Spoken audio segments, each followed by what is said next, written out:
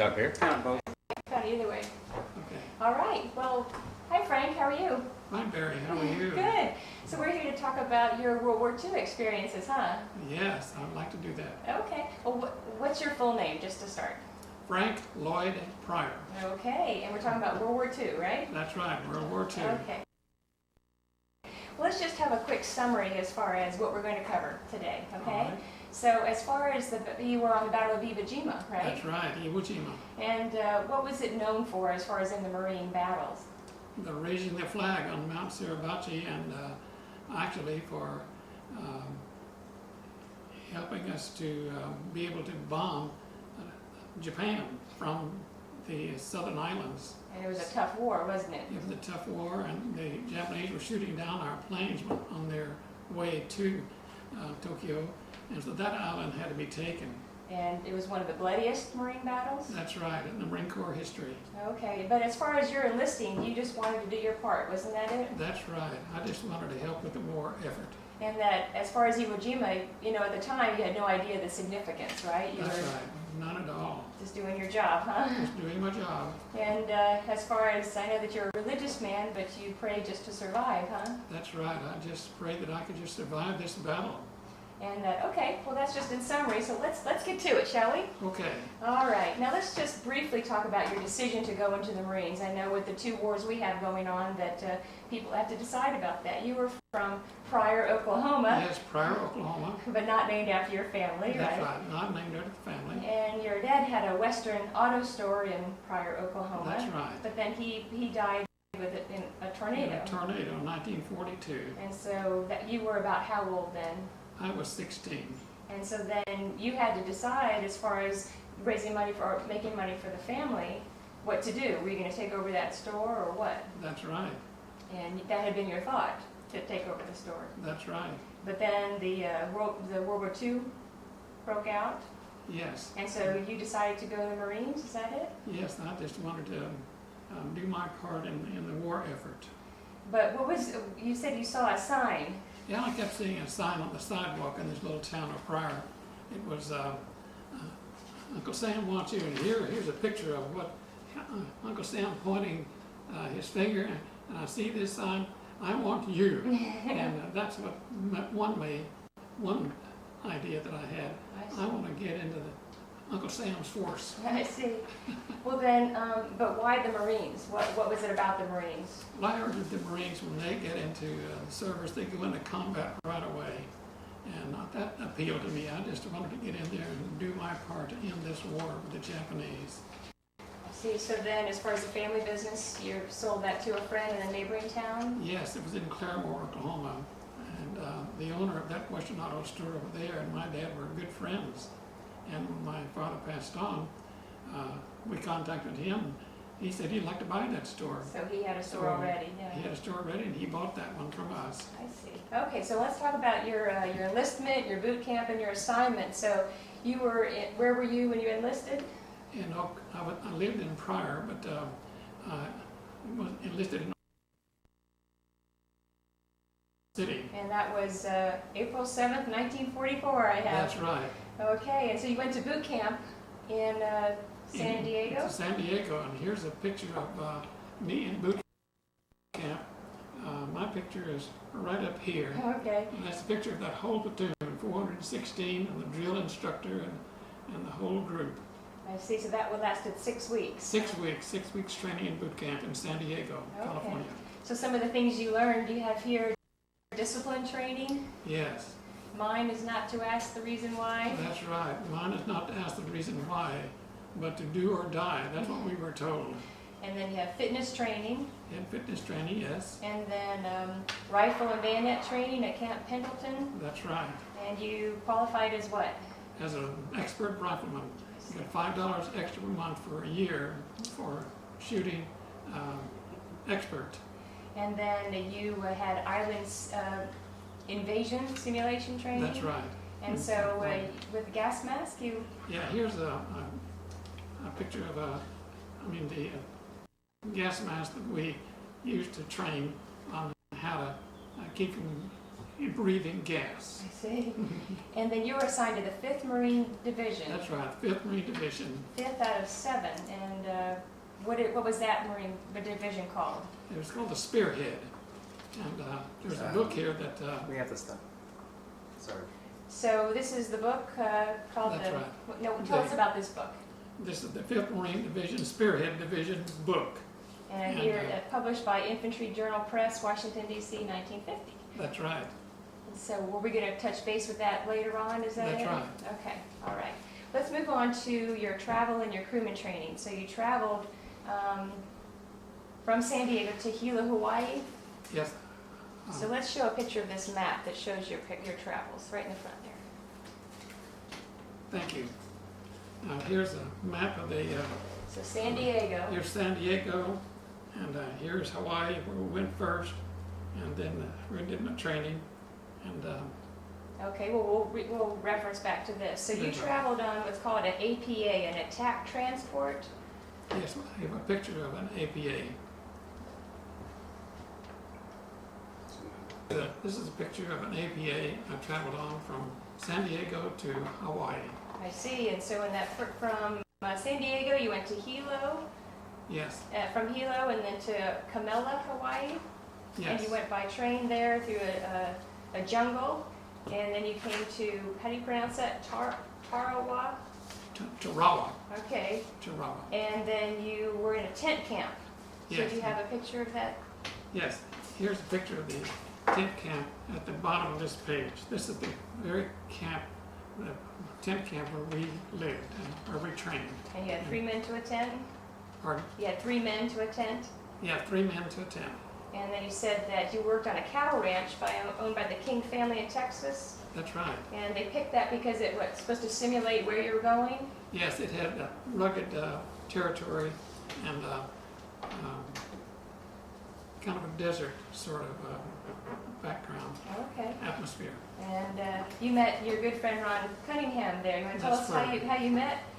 Well, I was in the tent talking with some fellows, and he came by and he saw us talking, and he could see I was outnumbered by the Yankees. He's from Texas, and I'm from Oklahoma, so we became good friends, and he rescued me from the Yankees, so to speak. I see. All right, that sounds good. And then talk about your training and preparation. So you had artillery training? Yes, I trained to be an artillery crewman with a 75 millimeter pack howitzer weapon. And I hear that the projectile weights were, do you remember how much that was? 15? The projectile weighed about 15 pounds. The 75 millimeter projectile weighed about 15 pounds. And then you also trained in wire communication? Yes, I was communicational personnel, did some training in that, and how to wire from the forward observer to the where the artillery weapons were placed. I see. And then as far as anybody going into battle, you had a mental preparation. You want to talk about, I know you're a religious man. That's right. I have these books that were given to me by Christian Science wartime minister, Bible and Science and Health with Key to the Scriptures, and a quarterly and a hymnal, and had the lesson sermon that I would read on a daily basis whenever I had time. And the little quarterly has the subject and all the places to find in the Bible and in Science and Health. I see. So you had a favorite Bible verse in Psalms, right? Yes, Would you like to read that for us? I would like to read it. It's from Psalm 139. It says, "Whither shall I go from thy spirit? Or whither shall I flee from thy presence? If I ascend up into heaven, thou art there. If I make my bed in hell, behold, thou art there. If I take the wings of the morning and dwell in the uttermost parts of the sea, even there shall thy hand lead me, and thy right hand shall hold me." That was one of my favorite Bible verses, and I hung on to that many times. Thank you. As far as, let's look at your travels again here, that you went from the tent camp and you traveled to Iwo Jima. So you went from Hilo, Hawaii to Pearl Harbor. That's right, and the Pearl Harbor's right there. And that you could see many ships going in and out, you said, and then you went to near Midway. Right in this area, right in here. I see. And then to Saipan. Saipan is down here, Okay. and then we got from off of the APA onto an LST, And what does LST stand for? landing ship transport. That's right. Okay, so let's show this landing ship transport. Yes, there's a picture of the LST. So it's a ship that carries other That's right. transportation, right? The front of it opens up, and then the amphibious vehicle that I was on would go out the front into the water Got over it. to the shore. Okay, all right. Well, let's talk about why Iwo Jima with the war preparation. So we have the map behind you here. If you could just explain to people, like me that aren't history buffs, why Iwo Jima? What was Japan doing that made it necessary for us to attack? Okay. This picture of Iwo Jima shows that there were 2 airfields that were already constructed and one that was being constructed. And the Japanese had lots of airplanes here, and when our planes would come, B-29 bombers would come from the southern islands towards Japan. The planes from this island would shoot those planes down. They lost a lot of airplanes trying to bomb Japan. I see. And so that island had to be taken. I see. So let's just talk about the island a little bit right now. You have here that it's 650 miles from Tokyo. That's right, south of Tokyo, about 650 miles. And about how big is it if you look at it? It's shaped like a pork chop, and it's 3.5 miles long and 1.5 miles wide at the widest point. I see. You have 8.5 square miles total. Okay. And then it has an extinct volcano at the south end? Yes, this is called Mount Suribachi. It's about 556 feet high. And that's about the same height as the Washington Monument. okay, as far as just the American preparation, you have here June 1944, 8 months before the landing. What was going on? Yes, 8 months before that we ever landed on Iwo Jima. We're bombing and strafing, and just a tremendous amount of forces were employed against the island of Iwo Jima to soften it up for the invasion. So I have here that 5,800 tons of bombs. 5,800 tons of bombs. It's amazing. 2,700 flights by That's the right, 7th. 2,700 flights to drop those bombs. And then you have here 70,000 assault troops ready. That's right. They were out in the water, ready for invasion of Japan. And then 485 Navy ships. So Yes, 485 ships in the water, transporting the men and the equipment and the weapons. but you told me that of all the 8 months and all the softening up, quote unquote, that it had no effect. It actually had very little effect on the bombing and all that. Destroyed all the airplanes on both airfields, and but actually, as to killing any of the Japanese or hurting any of the troops, they were not affected because they were not on the island. They were in the island. Some 16 miles of tunnels. And you had that 16 miles, and that you had 22,000 Japanese on that island. The 22,000 Japanese were involved in the battle. And you had pillboxes. Now, what is a pillbox? A pillbox is concrete with 6 feet thick walls and ceiling, and where they could see out of ports, they could see us, and we couldn't see them. These small ports were sticking their rifles through there, and about 800 of those pillboxes were scattered throughout the whole island. And you can see these red dots there. Those tell where some of those pillboxes were. I see. Okay, and then you have here that there was a hospital on the island. Yes, underground hospital that had 400 beds in it And then to take care of their own soldiers in case they got injured. wow. And then there was a general. Do you have to pronounce his name? Kurabayashi. Kurabayashi. And so, could you tell us just a little bit about him? Yeah. Was he in charge of the whole island? He was in charge of the whole island. He was appointed by Hirohito, the Emperor of Japan, to protect this sacred property of Japan. It was considered a part of Japan's property. It is the land, part of Japanese land. So he was in charge of the He 22,000 Japanese? he was in charge of those 22,000 Japanese soldiers. So what was this note that he put on their beds? He said he put a note on each one of the bunks of every soldier, kill 10 Marines before you die. That's motivation, huh? And, but at the end, his body was never found. That's right, at the end, his body was never found. All right, well, that kind of sets the stage as far as this island had to be taken, that our side tried to soften up, but you didn't know it didn't have an effect at that point, right? That's right. Okay, well, let's get into your memories of Iwo Jima, okay? So what's this jacket? Could you tell us a little bit about this jacket? This is the jacket that I wore on Iwo Jima, and it's part of my uniform, dungaree, green dungaree, and You loaned it to a friend, your friend Ron, right? yes. So tell us about that. I loaned this jacket to my friend Ron Cunningham, and he kept it for 60 years. His mother told him, when you borrow something, be sure you return it. Right? But she didn't say it had to be returned the next day. He returned it to me 60 years after I loaned it to him. I went to San Antonio, Texas, where he lives, and he gave it to me then. Gave it back to me. Thank you, Ron, for returning it. All right. Well, let's get into this. So you traveled to Iwo Jima by the landing ship transport, that big ship that carries other things, okay? Yes. And let's show the picture of the duck. Can you look at that? And explain what a duck is. D-U-K-W, duck. Here's a picture of a duck right here. So, D-U-K-W. so it's an amphibious vehicle for the, Amphibious. so it can go on the beach and in the water. That's right. Okay. It's called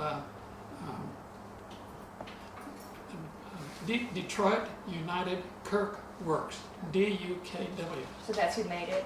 That's who made it. Okay. So you said the time. Let's get to the getting on to the day that you landed. So you have here that the Navy shooting over your head, and the landing ship transport opens up, and the duck's in the water. Okay. That's right. So this was, you have here, let's talk about the landing on the beach. The second day of the battle, which was February 20th. February the 20th, 1945 is when I landed. The second day of the battle. The first day was the 19th of February. And where you have here on the south, can you show where you landed? Right in here is where I landed. Okay. And that morning, the wind was high, the waves were big, and when the duck got to the beach, it started to go up that sandy beach, and I got some sand Let's from show the this beach. beach, right? Okay, great. Well, here's the beach. Here's a picture of the beach with the sand. You can Okay. tell how deep the sand is. And the sand is not your normal colored sand, is it? No, it's black volcanic sand from the volcano. I see. So it's very thick Yes. in there. Okay. And my friend Ronald Cunningham gave me this sample. He got it from someone else who went to Japan, and they were selling sand. I see.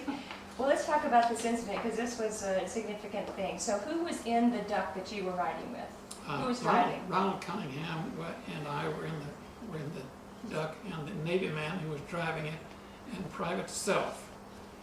We were in the duck at the time. And so what happened? You were in the water. We were in the water, approaching the beach, and Were there people shooting at you? yes, we were being fired on. Even mortars were dropping, and machine guns were firing, and And you said the waves were high, the waves were very high that morning because the wind was so high. and you said that the Navy man might not have had as much experience as Ron had, right? That's right. Ron had actually had some training on a duck. And, So what did he say? What did he assess the situation? he saw that he was going to, he was in danger, that it should not be allowed to get parallel with the beach. Oh, because of the waves, right? Right. And so when the Navy man started to go up the beach, he couldn't make it. He backed down to make another effort. And at that point, Ronald Cunningham could see it was going to turn over. He said, "Frank, you better jump." So he got up on top of the duck and got over to the beach safely. But I didn't want to get up and get shot at, so I stayed down. And so the next wave turned it over in the water and spilled us out. So you and the other men, you all were still Yes. there? Okay, And when I stood up, the water was up to my chest at about 5 feet. okay. And I tried to get up to the beach, and I had a hard time. Ronald could see I was in danger of being hit by the duck. So he stepped in the water and came down and gave me his hand and lifted me out of the way when the duck came crashing down just in time and actually saved my life. Did he? So I'm always be grateful to Ronald for saving my life right there at the beach. Well, he's a good friend. Was it a friend in need is a friend indeed? That's right. And I know that you were praying at the time. That's right. I just prayed all the time for not only myself, but for my artillery section. So then, okay, so then he pulled you out, he pulled you safely, and then now you're on the beach. And so then Yes. you have now your top sergeant, he's the overall head guy, That's right? Top And- Sergeant Arthur Sauter. And he, He saw that that landing. He saw the duck turn over, and he thought we were killed. but as far as what did he tell you to do first? Lay down? He came over to the beach where we were, and he said, "You fellas are lucky. You ought to reserve yourself a seat in the church to be alive." You have a picture of him here? Yes, I've got a picture of the sergeant. He's the one clear on the left side here. These are the other men that are in our outfit. Okay. But that's sergeant. And- He's a top sergeant. So you then, later on, you wrote him a letter to ask for his recounting, and so do you That's remember right. some of what he said? Um, If I can help as far as that the duck subsided with the wave and that it seemed to get picked up and then it dropped on top of you? That's right. He said that I really escaped my life very, very, it was a very dangerous position. And the two girls, The duck was actually flipping around like a toy in the water, and all the wheels were bent down when it got to the beach. There was just really a lot of damage down to the duck. and that later on that you said that an entire battalion message center on the shore? That's was right. on? He said in that letter that the size of the mortar was forgot the size of it, to 260? 260 millimeter mortar hit the center and killed 9 officers, 9 men, 2 officers, right? 9 men and 2 officers. Okay, so your good friend Ron, he saved you, the top sergeant saw it, he verified that it was a very dangerous situation just getting there. That's You right. know, okay, so then now you're on the beach, and so then he asked you to wait. Yeah, he said just crawl down into a trench that was there until it was time to go to the artillery weapons, just to be safe. And so finally he came over and said, now you can go up to the weapons. That was about 15 minutes.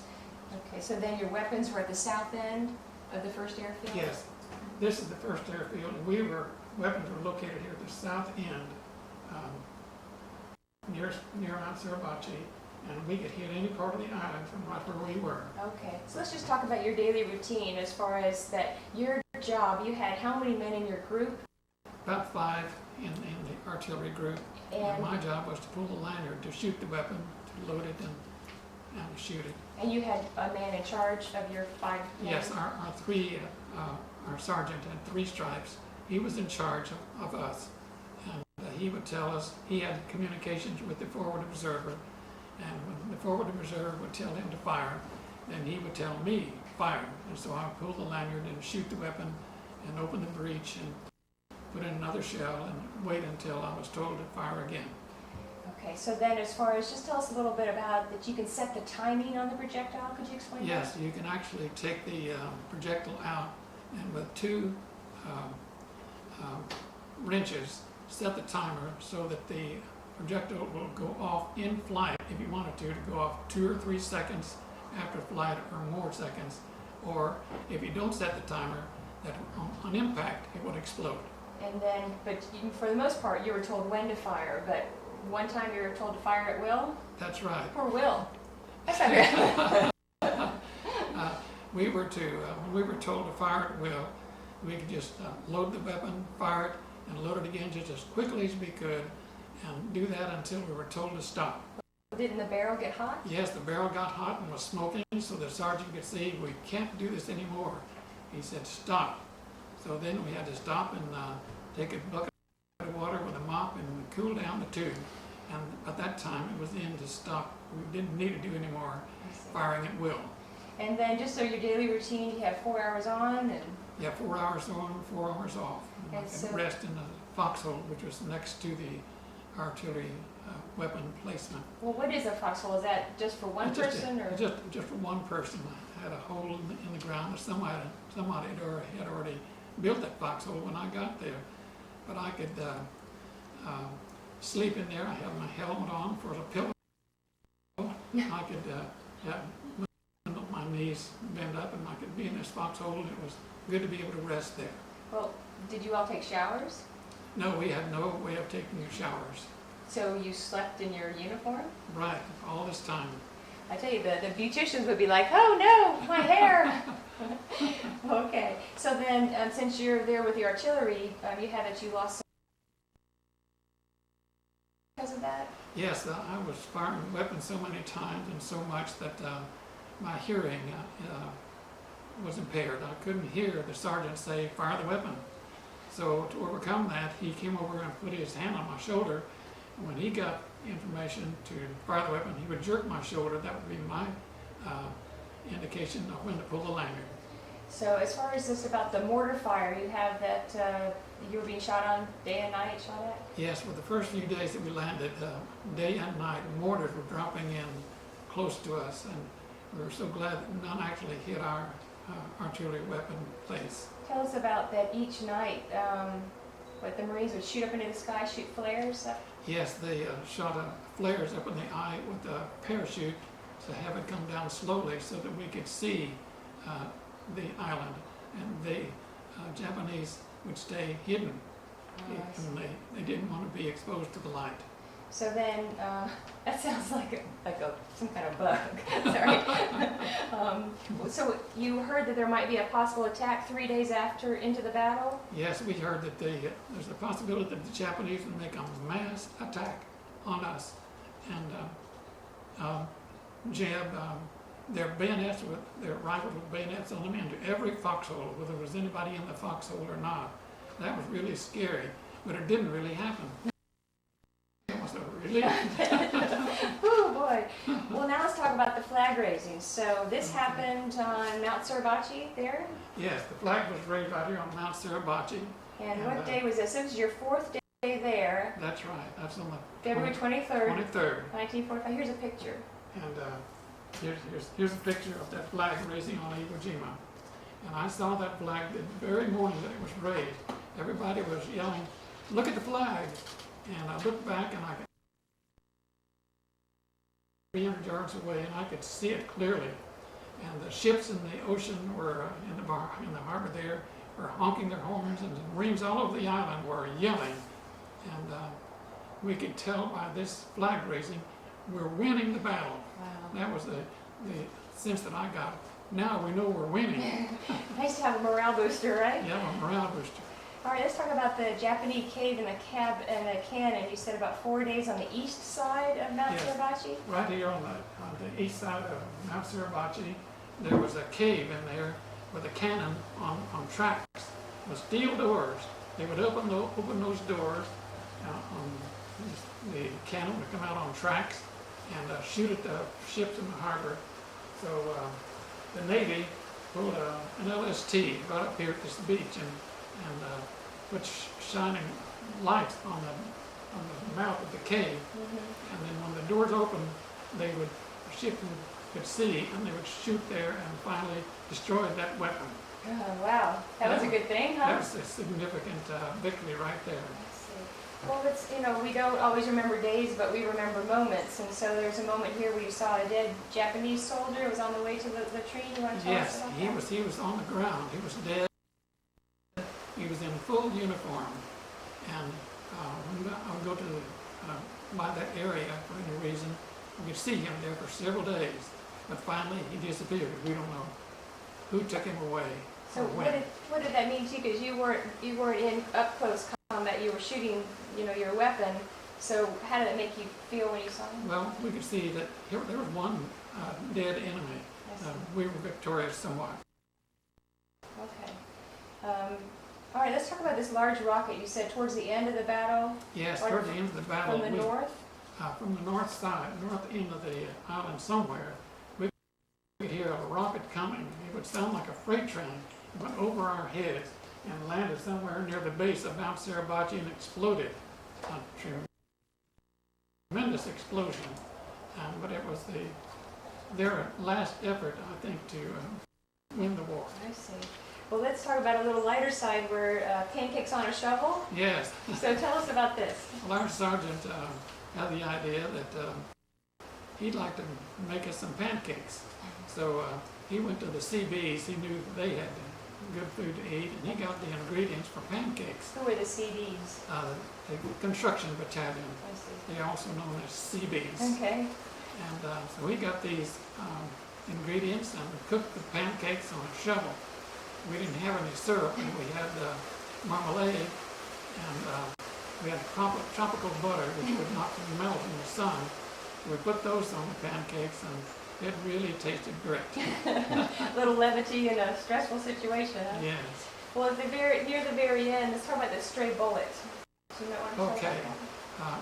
The three striped sergeant was on one side of the artillery weapon. I was on the other side, leaning up against sandbags, and artillery weapons in the middle. And through the top, to the front of the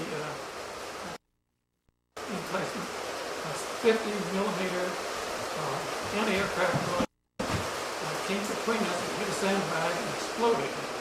And a piece of shrapnel from that nicked the sergeant under the left eye. And he went to an infirmary to get that fixed. Eventually, he got a Purple Heart for that injury. Boy, you think it's all over, and then suddenly a stray bullet, huh? Right, You know, a to stray be open. bullet. So then, let's talk about the Blue Angels. Oh, that was something really exciting. The Blue Angels, we could hear them coming, flying toward the island. They came over the middle of the island, went straight up in the air, and circling clockwise with smoke pouring out the back, and we went about a mile in the air, and this was spectacular. All the ships in the harbor and everybody on the island could see this tremendous celebration for I see. the ending of the battle. Well, it's another moment where you saw dead Japanese on the pathways. You're getting ready to leave. You wanna Yes, tell we about were that? getting ready to get off the island and get on a ship. And I went by a place where they had 3 Japanese soldiers propped up against the bank. And one of them had his hand down and he had a ring finger on his A wedding ring. wedding ring on his finger. And I thought, well, there's a Japanese that was married. And it made it more like more human. Right, right. Let's talk about your last day. It was after 26 days on the island. You survived. Everyone in your group That's right. survived. Wow. That's right. And the fighting had stopped, and you got aboard a ship. Do you remember that? That's right. Aboard ship, they were loading Marines that were injured. It was a pitiful sight to see some of the condition of some of those Marines that were being thrown on board. And you were allowed to take your first shower in 26 days. That's right. We were allowed to take a shower, but the time, we couldn't take more than about 5 minutes in this freshwater shower Right. because the water was limited aboard ship. Yes, that's what you call a Marine Corps shower, is that it? That's a Marine Corps shower. So let's just talk about a quick summary of the battle. The total battle lasted 36 days, 36 days. from February 19th to March 26, 1945. Your total days, you had My 20 total is 26, That's right. February 20th to March 16th. And 26 days. that, like I said, none of people in your section were injured. No, none were seriously injured. That's a blessing. Yes, it is. And when the battle was over, you found out that you fired a record number of shells? That's right. We were told we fired a record number of those 75 millimeter shells. You have a picture here of the howitzer. Here's a picture of the howitzer, the barrel of it sticking right out there. This is the crew just kind of resting.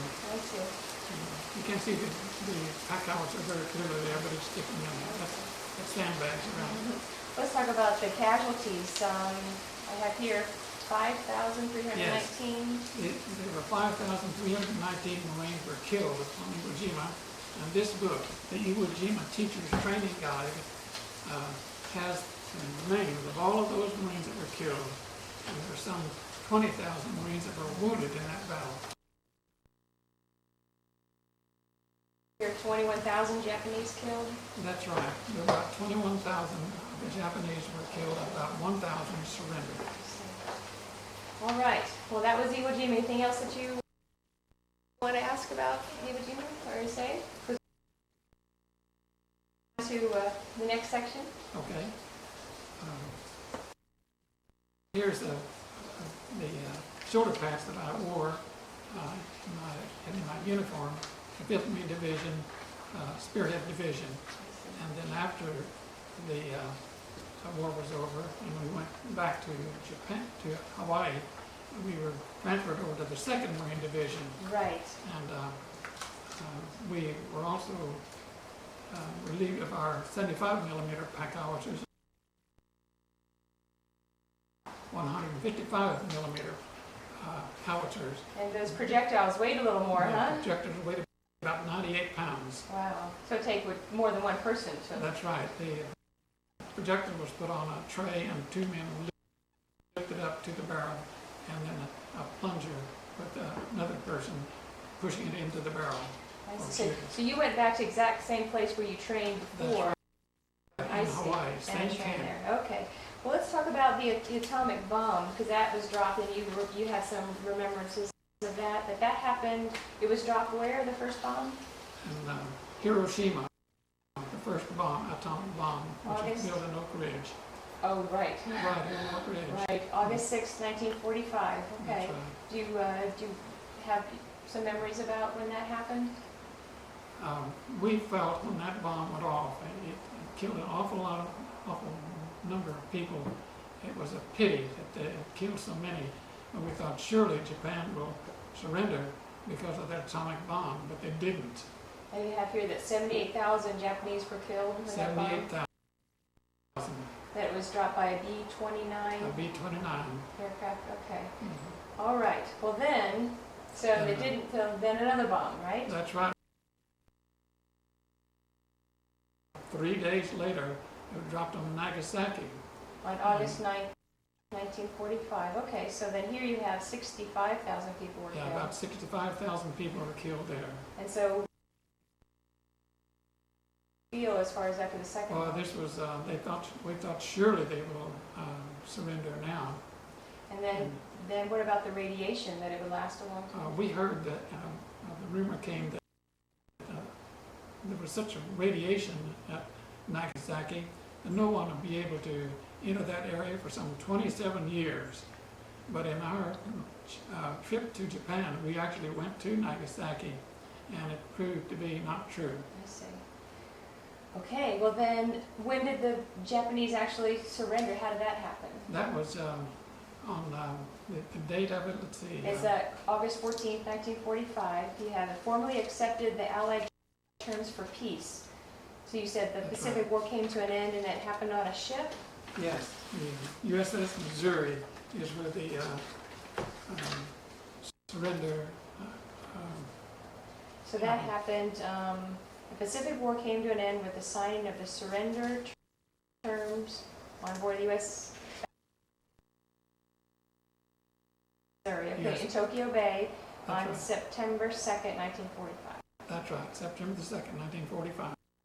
So then, as a Marine, you thought, woo, time to go home? That's right. We thought this is a relief. Now we can go home.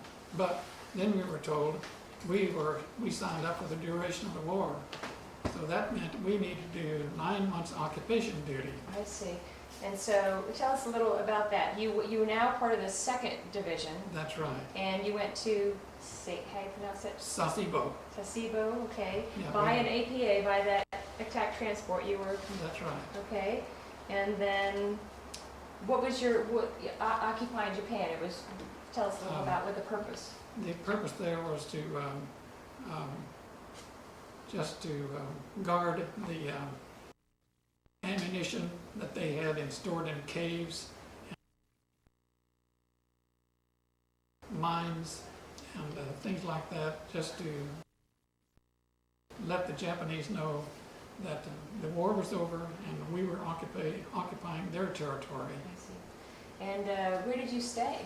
We stayed in different places. In Nagasaki, we stayed in a hotel, and other places, Army barracks. You have a picture of Ron at the mess Yes, hall? I got a picture of Ron in the mess hall here. This is Ron right here, and that's me sitting by him in the mess hall. I see, wow. Okay, so you went to several different cities, and you were able to take home some weapons, is that right? Yes, when we were in Nagasaki getting ready to board ship to come back home, they had a of Japanese rifles and samurai swords. We were allowed to take one samurai sword and 2 Japanese rifles, and so I You was were able to bring those home. I see. So you were in Japan about 9 months then? Yes, a total of 9 months. Okay, so then now have you fulfilled your duties? Is that it? That's right. So now let's talk about you got to travel home. Do you want the? Yes, I'd like May I to. have the map again here? Just the map. Sorry. Here's that map again, and here is Nagasaki, and so we traveled from Nagasaki all the way back home. I went through the Panama Canal and up to Norfolk, Virginia, Naval Training Center, and then I went from there to Chicago, Great Lakes, to Great Lakes, and that's where I got my discharge, And that was on July 31st, July 31st. 1946. Okay, Yeah. so your total time in the Marine Corps was 2 years and 3 months, 2 huh? years and 3 months. And all your travels, it was approximately, how many miles did you travel? About 30,000 miles. Because you didn't have to walk there, huh? All right, so then you went back home. Yes, I got to go on a train from Great Lakes to Claremore, Oklahoma, where the Marine Western Auto man took me from Claremore to my hometown. Oh, your Pryor. dad's friend that bought the Western Auto That's from you right. picked you up. About Okay. 18 miles. Well, did you earn a GI Bill, college? Yes, I anything? did. The GI Bill was a tremendous importance to me. For every month you were in the Marine Corps, you get 1 month of college credit. But if you're in overseas, you get 2 months college for every